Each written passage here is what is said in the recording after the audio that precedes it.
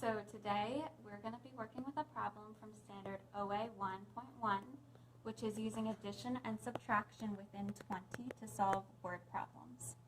In kindergarten, students work with different types of putting together and taking apart word problems within 10, but then moving on to first grade, they start working with different types of problems within 20 instead. So I have a problem here. It says, 5 apples were on the table. I ate some apples. Then there were 3 apples. How many apples did I eat? This is a special type of problem that we start working with in first grade, where the change that's happening is the part of the problem that we don't know.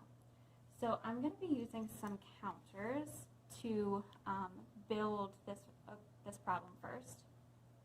If you don't have any counters at home, you can use things like coins, pasta, anything that you have, any kind of candy, things that you have around the house. So I'm going to start by putting down counters to represent 5 apples. So I've got 1, 2, 3, 4, 5. That's how many apples I have at the start. I ate some apples, and then there were 3 apples.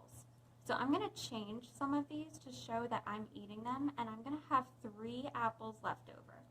I'm going to move the ones that I have left over up here. I have 1, 2, 3 apples left over, which means that I ate 1, 2 apples. Next, I'm going to draw this problem. So I had 5 apples on the table. I'm just going to draw circles for that. We do like to do quick pictures in first grade, so I've got 5 apples. 1, 2, 3, 4, 5. I ate some apples, and then there were 3 apples left over at the end. So I'm going to draw a circle around those 3 to make sure that I leave those, and cross out the apples that I must have eaten. I must have eaten 2 apples. Then moving on to the write it section, I've got 5 apples at the start. I'm taking away or eating some of the apples, and then I have 3 apples left over at the end. And I know that 5 minus 2 is equal to 3. So those are just some different ways that we would solve this problem in first grade, and you can try one on your own.